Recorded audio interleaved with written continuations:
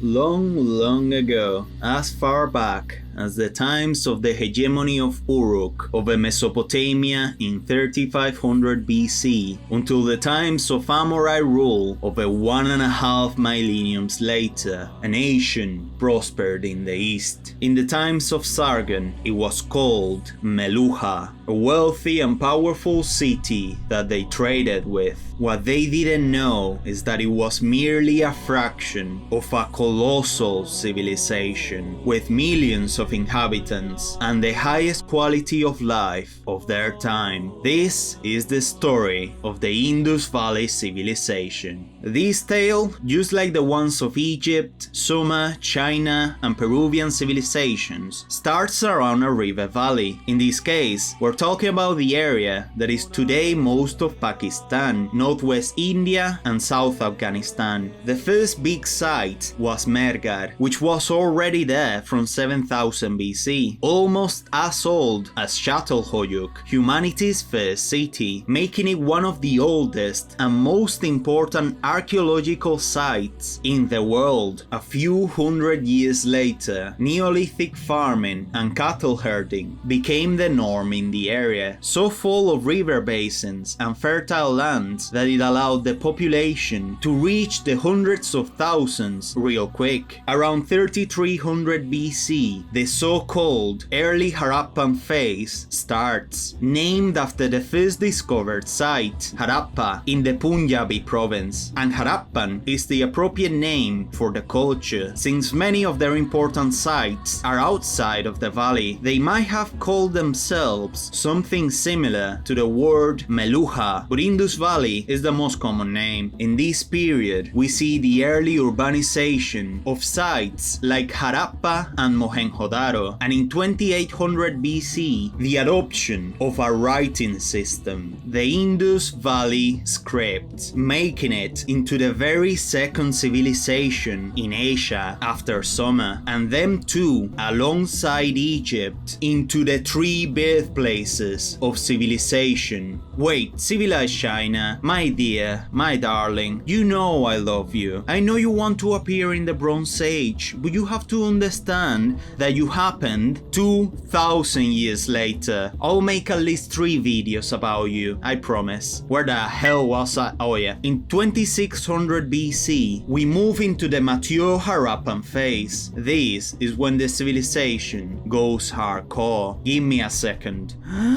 2-story houses with drainage systems and water wells, buildings aligned in grids to allow the airflow to cool down the city, standardization of the use of cotton clothes to counteract the heat, stamp seals. Why do I see you in every place that trades with Sumer? Oh, they just copied it, makes sense. Organized sewer systems, public baths, standardized bricks, organized and written trade, specialized occupations. Do I need to keep going? To give you an idea of how advanced all of this was at the time in which the pyramids of Giza were built. Diego, do you not get tired of putting this video every time I mention a pyramid? Cause me neither, I love it. And this level of urban and social organization wouldn't be achieved by any other culture until over 2000 years later in Rome.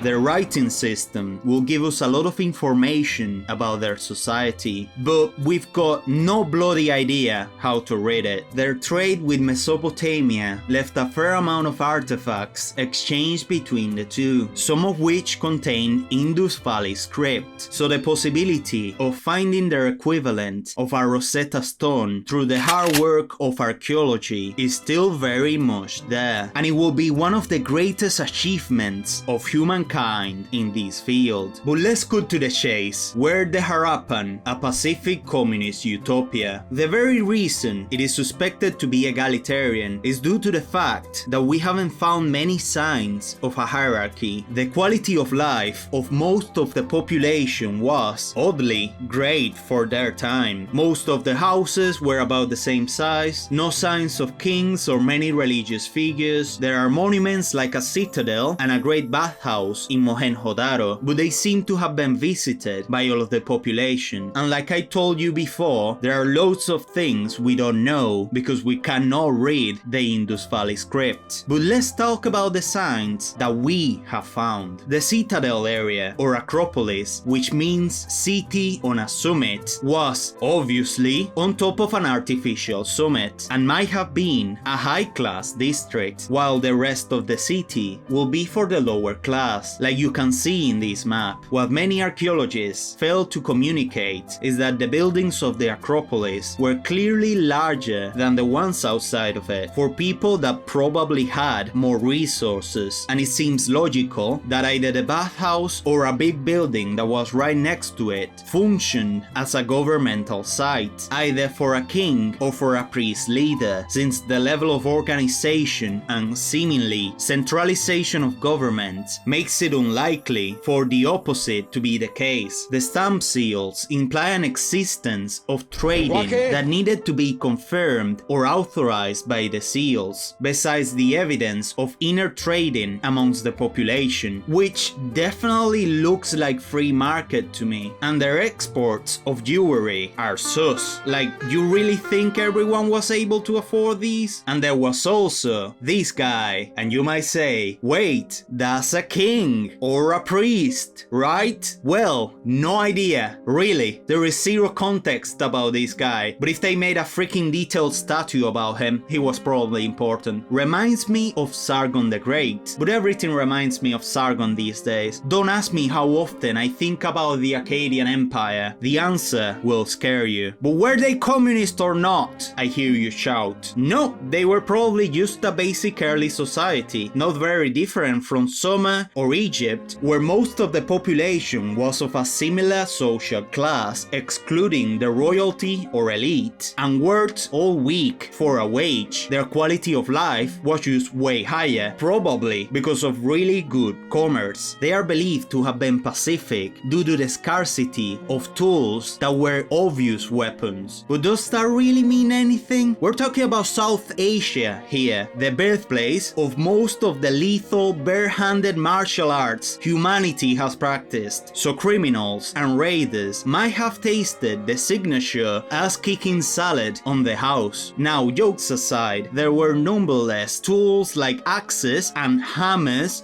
that, even if they don't look warlike for us today, could have easily been the standard choice for war, so I don't really think they were necessarily super peaceful. And I can't help but wonder how they shared and established rules, laws, and knowledge. Although we can't read anything, signs of religion do show up, like the carving of a figure in a yogi pose, plausibly a god, and interpreted by many scholars as an early interpretation of Rudra of Rigvedic times, who reincarnated in the Iron Age as Shiva, the Hindu god of both destruction and creation, but also of dancing, cause why not? Their cotton clothes were of undeniable beauty, and not only had the purpose of keeping them cool, but also covering them from the sunlight, which is definitely handy, cause I don't know how hostile the sun was over there, but where I come from is 30 something degrees on summer, and the sunlight is so violent that it progressively disintegrates you. And in the area that we're talking about today, the average summer temperature was well over 30 degrees, which, alongside Egypt with at least 35 and Sumeria in Iraq with up to 40 degrees, you can tell that the big first three civilizations didn't wait for the ideal conditions to make their big steps for humanity, which I found philosophically deep. If you want to achieve anything in life, stop expecting the world to give you anything without achieving it with your own two hands. Do it in unfavorable conditions, do it while being in a bad place, do it scared, do it in pain.